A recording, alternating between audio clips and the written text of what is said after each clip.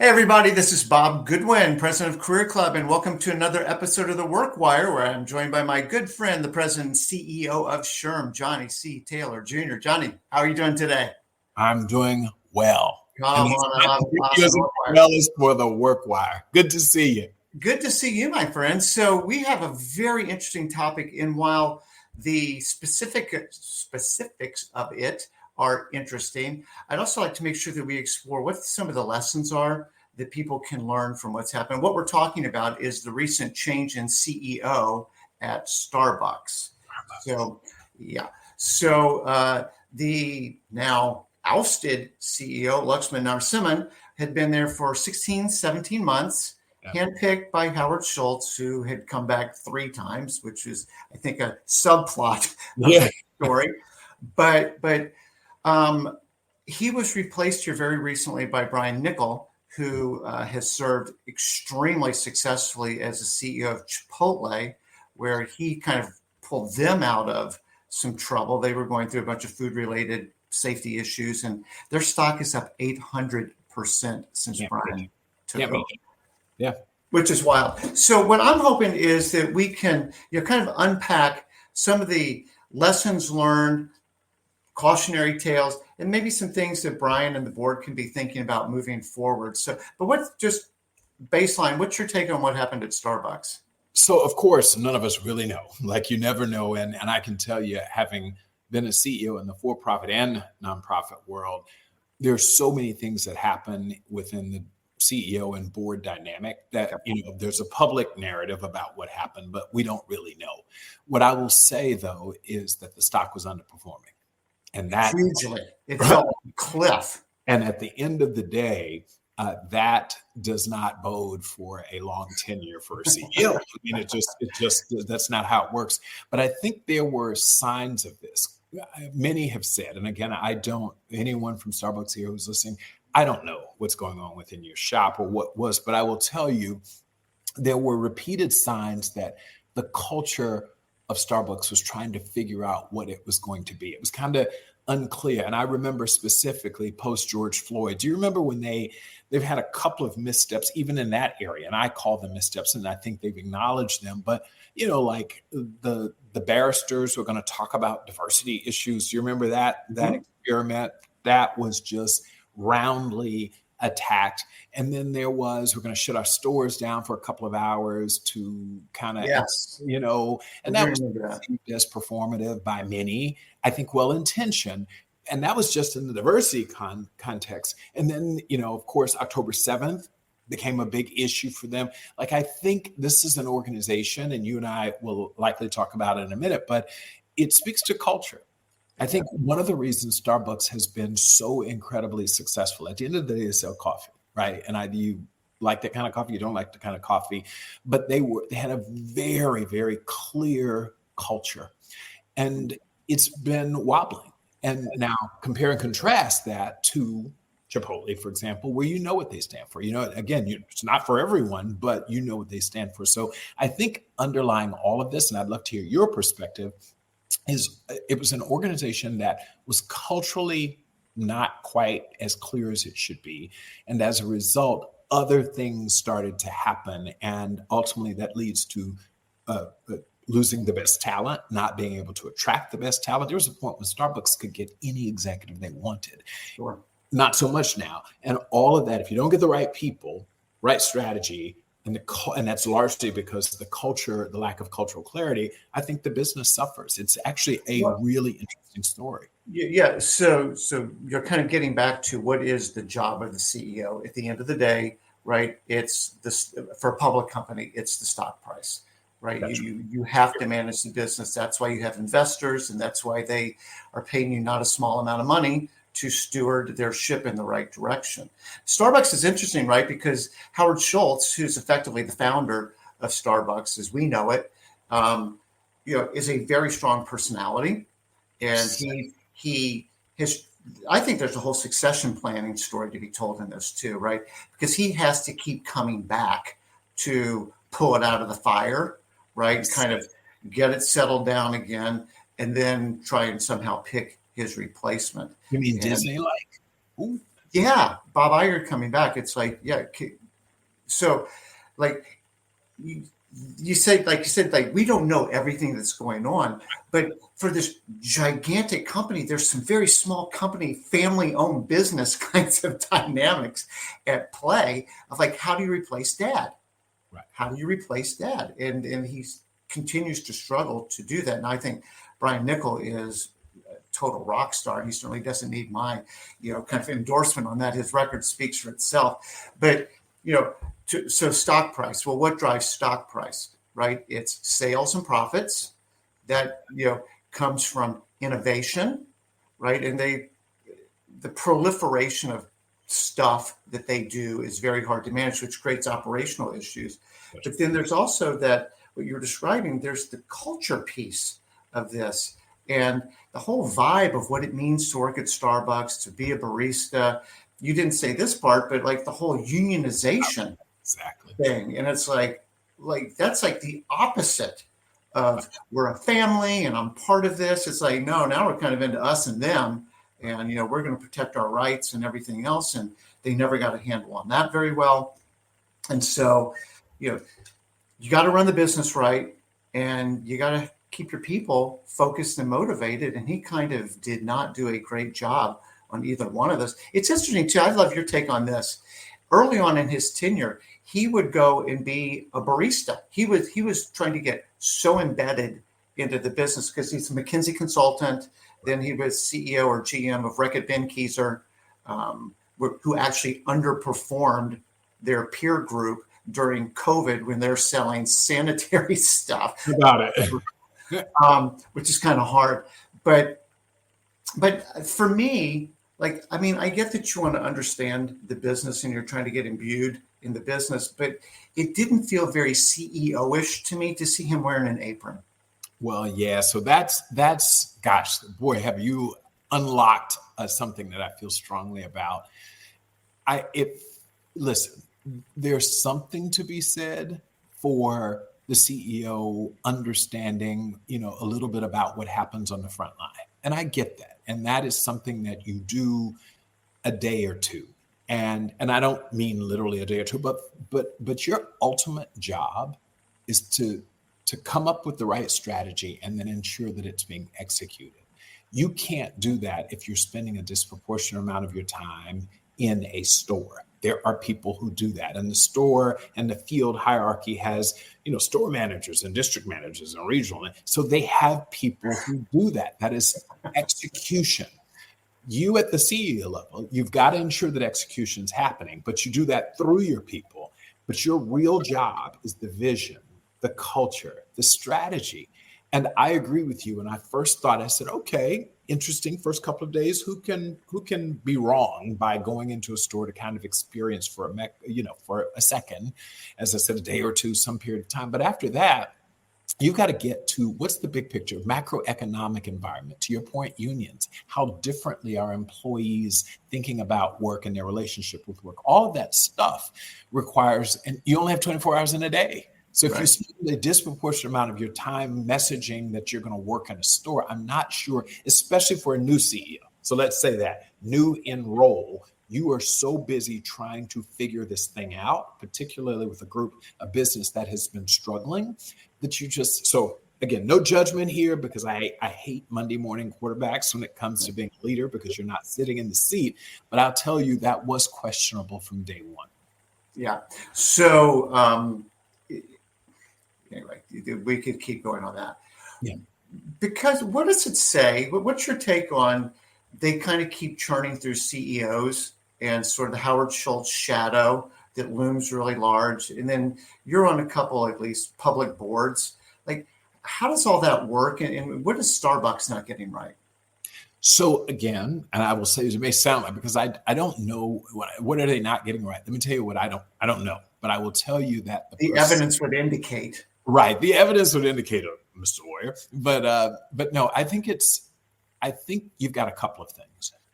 When you leave your role as a CEO, whether you're the founding CEO or just a big, you have a big presence, you've got to make room for the next person. We saw it at Disney that I referred to, where Iger had an office in the building. He continued to essentially influence and hold court over the major decisions within the business. It actually is unfair to the new CEO that, so when I joined SHRM 7 years ago, and my predecessor, they had asked us to sort of run parallel for a while to transition the business. And to his credit, Hank said, no, Johnny's got to do this, and I've got to go away. Like, I really have to step away and not allow people to think they can go to me because I can manage from afar. And I would say to Howard, as much as you care about your business, there's a lot to be said for allowing the new person to be the boss. And so that concerns me, and I hope that they learned from that. The second thing is a real big issue is this is a board issue. This is not a Howard issue. This is a board issue. The board ultimately has one employee, and it's the CEO. And the board should literally, this time, I hope, and knowing the Brian that I think I know in business, part of it is he likely said, now, I can't come in and be Howard's guy. Howard might be on the board, might be chairman, but I have to be the CEO. You have one employee, I have 100,000 employees, or whatever the number is.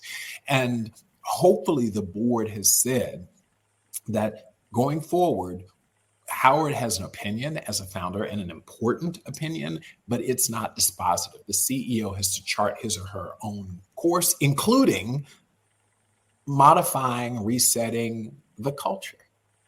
Right. So it feels like with Brian Nichols' appointment as CEO, we need somebody who understands food service. So we're not starting from ground zero, trying to figure out our business back to wearing aprons and stuff. But we've done a previous episode on CEO comp, and I think kind of where I'm at on that. But where you're going. But by the way, before you do that, if there was ever, on both sides of this, while Luxman was still there, their stock tanked like 20% or so, some giant number that was measured in tens of billions of dollars of market cap in a day, just being taken off the board. Like, holy cow. And then Brian comes in, and people will look at his compensation package, and I think if you total all of it up, it approaches $100 million. Right. Okay. So, which part of me is like, really? But, and this is your point, which is extremely well made in this case. Do you know what the ROI is on Brian already? He hasn't even started. No, it's 18,000%. That's right. Their stock is up $18 billion on the announcement of Brian Nichols. Right. And I've been very... He's underpaid. At that point, right. And I've said that, you and I've had on the Workwire a lot of debates about that. Listen, you can sit down all day and do the fancy math of that's, $100 million is a gazillion times what the average employee. That is just, it is a horrible way to think about this. The better and more appropriate way to think about this from a company, and particularly the financial markets perspective, is investors have now are benefiting significantly, in fact, disproportionately, from his appointment. He should share in that. And as he takes this company and makes it better, he should absolutely be financially rewarded. I feel this way. We talk about team language a lot, and we talk about, stars and our marquee players, et cetera. In sports, if someone, name her Caitlin Clark or someone LeBron James, if a team gets someone in there and they fill those stadiums and the owners are making a ton of money, then that talent should be paid. And it might be disproportionate to the person who's a ticket taker at the athletic building. But if they're putting butts in seats, if that star is adding to the value of the organization and the revenue and ultimately the profitability, he or she should share in that. And I feel strongly about it. And I feel the same way about it for CEOs. So unpredictably, building on your point, is because you said investors, and I know you meant this more broadly, because it's stakeholders, employees. If Starbucks is healthy and growing and feeling financially stable and sturdy, guess what? That means they're not having layoffs. Layoffs, that means they're giving merit. It means they're paying bonuses. More importantly, they are growing and creating opportunities in communities and various communities. Well, that's what I was going to. And then sort of the next circle out is the communities are benefiting from a healthy Starbucks. Period. A dying Starbucks doesn't benefit anybody in their ecosystem. Hey, I can tell you, I was at Blockbuster. You remember, I know how this works. At one point, we were Starbucks. We were on every corner, ubiquitous. People knew our brand, and then we weren't. And so you're absolutely right. If you're focused on, if it takes $100 million to attract someone who can put 18 billion, heck, 10 billion on the books and with promises of more, then it was money well spent. And that's what we've got to do. Is not, the temptation is to get into what I think is really, really not strategic thinking when it comes to compensation. Focusing on the headline number is just a headline number, whatever. And by the way, as you and I know, and anyone listening here, I'm sure knows, a lot of that, he'll get the equity, but it only really gets its value if he can bring the stock price up. So he, it's not like someone wrote him a $100 million check, although I did read that he got a $10 million signing bonus, right? Good for him. This guy, we do $10 million signing bonuses every day in professional sports, and none of those individuals, as great as they might be, will create the kind of economic activity that a CEO of a Fortune 500 company will. Period. Right. Full stop. Yeah, and so yes, and yes. So let's think about, because I think for people listening, the next piece of this will be germane as well, which is change management. Yeah. Right. So we're in a company environment right now. I mean, what he's getting inserted into is not a fine-tuned, well-oiled machine. They're getting crushed in China. Their U.S., which is their largest market, of course, is going backwards. Like same-store sales are negative, right? You've got this proliferation of air quote innovation, which is just making their business way too complex. And at the ground level, it's too hard to go execute against all this stuff, right? You've got consumers who are like, inflation is eating me up. Like I'm not sure I can do $7 every day at Starbucks anymore. So he clearly has a lot of headwinds. Yes.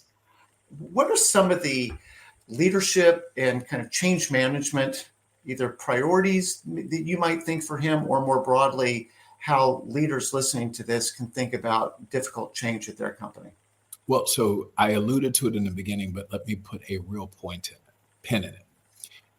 He's got to get the culture right.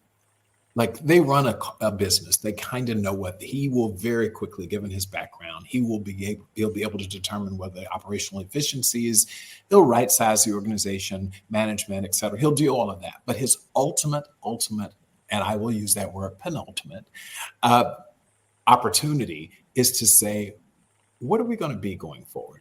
And that's vision, but it's also like, what's the culture? How are we going to turn this thing around?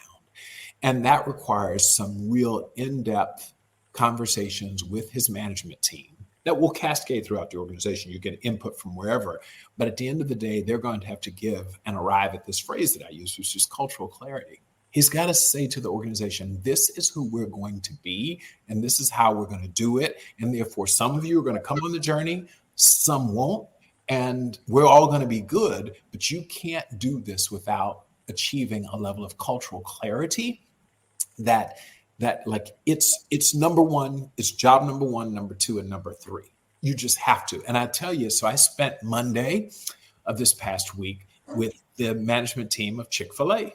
Oh, awesome. Yeah, they invited me down. And one of the things, at the end of the day, is chicken, right? But one of the things that they are so clear about is their culture. I mean, unapologetically, we don't open on Sundays. And if you don't like that, too bad.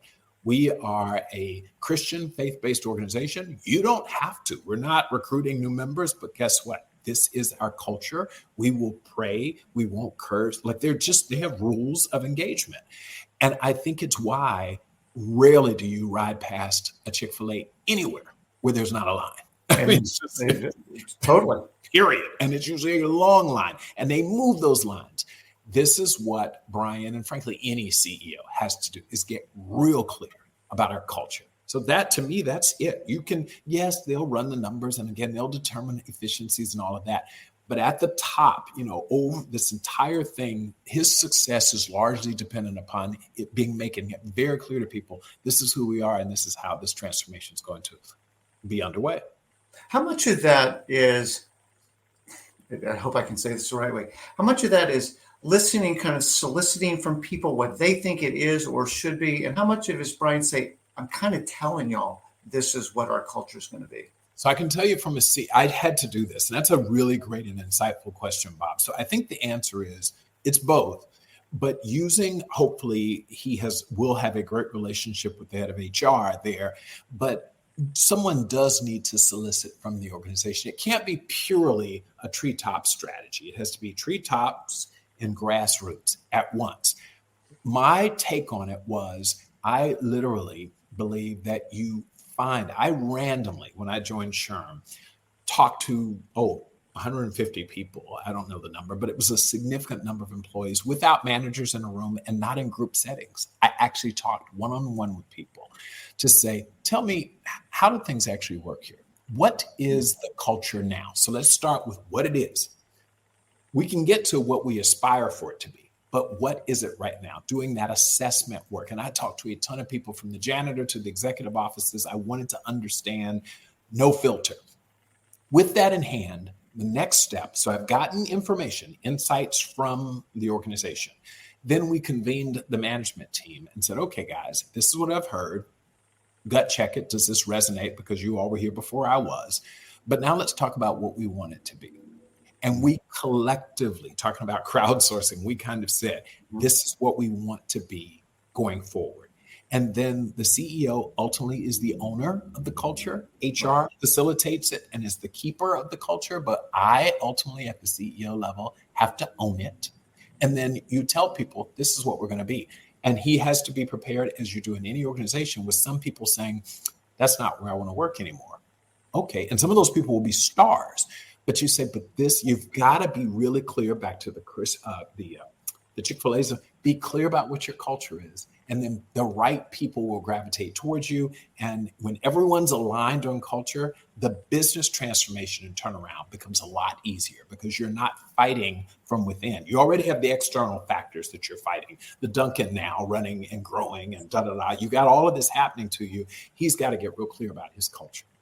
Yeah, so I learned this from you, and I'm going to actually build on it for a little bit. But what you just described is you did discovery first. Yes. You did kind of very intense listening, right? So discovery, then we'll call it debate, but discuss, debate, right? Decide, and ultimately that decision lives with you. Yep. As the CEO, and then commit. Period. The commit part is the biggest thing. And the CEO can't make you commit to anything. HR can't make you commit, but you can't get to the commitment if you don't have clarity. Like, people can't commit to you what this is, like, and how we're going to do it. I found that we jump to the commit. CEO said, this is our culture. I need you to commit to it. And you haven't engaged in the discovery work.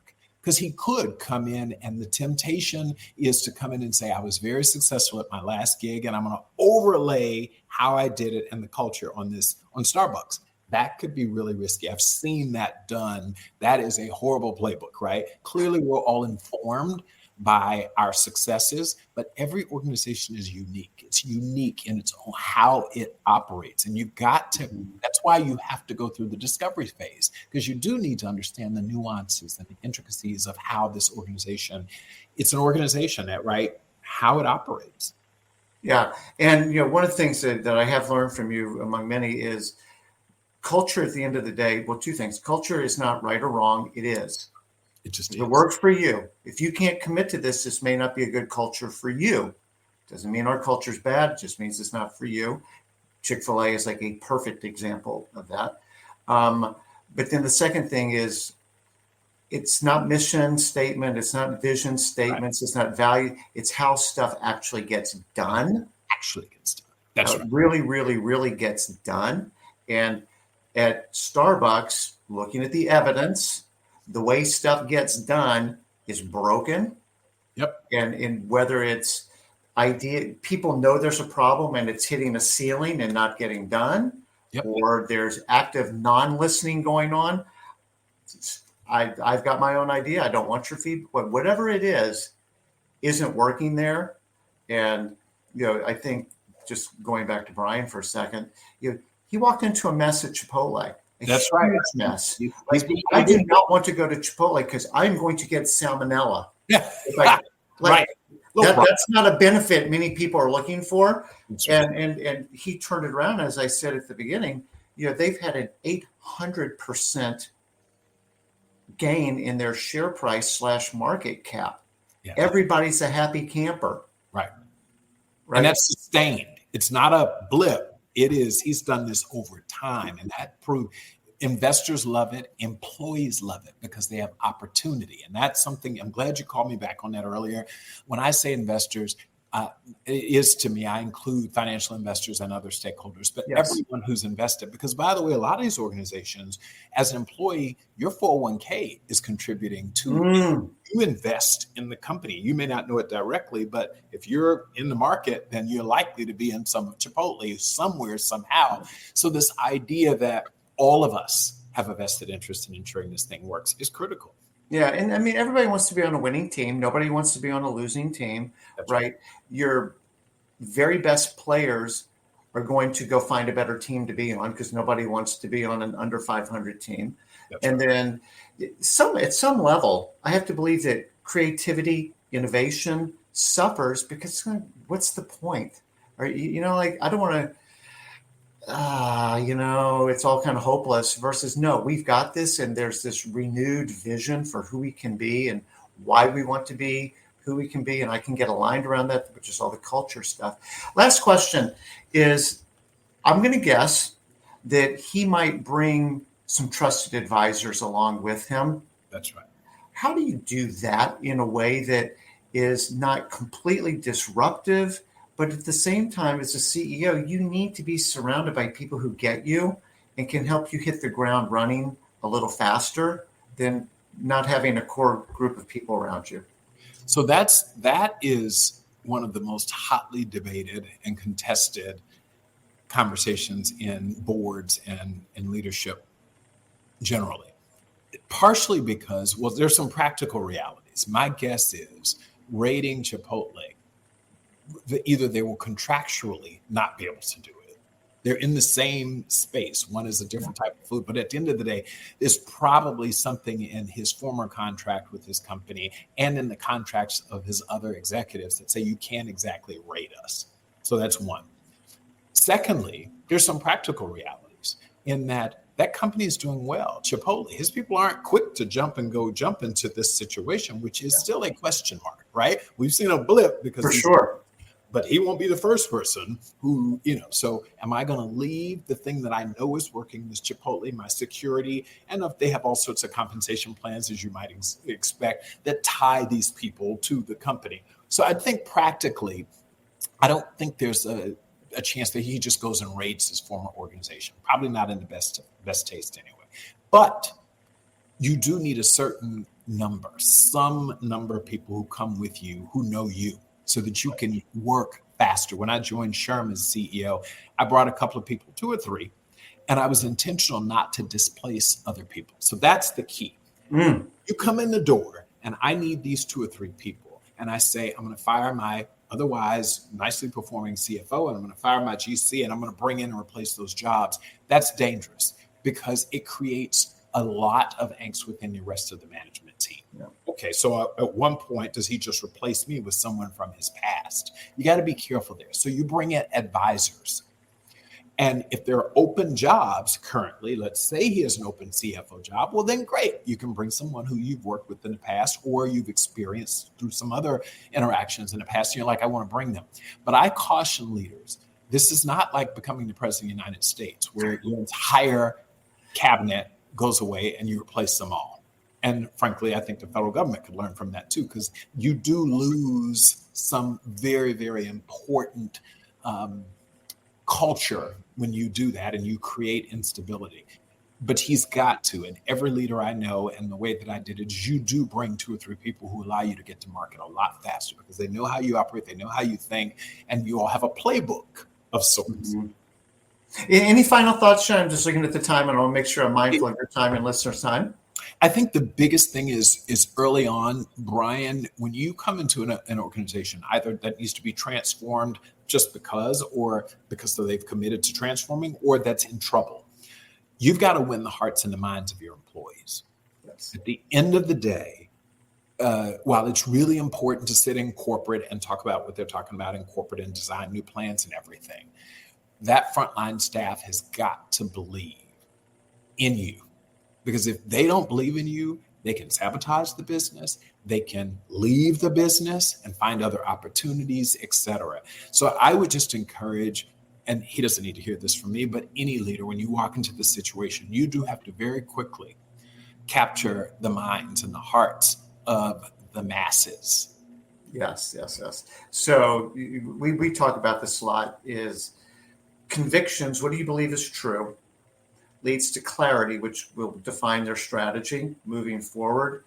Once you've got clarity breeds confidence. We've done the homework, we've done the listening, we're committed to it, and confidence is contagious. People want to believe, Johnny. I believe people want to believe. Give me something to believe in. And I think he's got a great chance. I think, again, the broader application is exactly what you said. You have got to bring these employees along with you. And if he can do that, that's a tidal wave waiting to happen. That could be amazing. So unstoppable if he can pull this off. All right, my man. It's fun as always. To our friendly audience here at The Workwire, thank you so much for investing a few minutes of your day listening to Johnny and I talk about what's going on in the news and how it impacts the world of work. And with that, Johnny, I will let you go. Come on, The Workwire. Let's do it. Have a great weekend, everybody, and we'll see you on the next episode. All right, be well.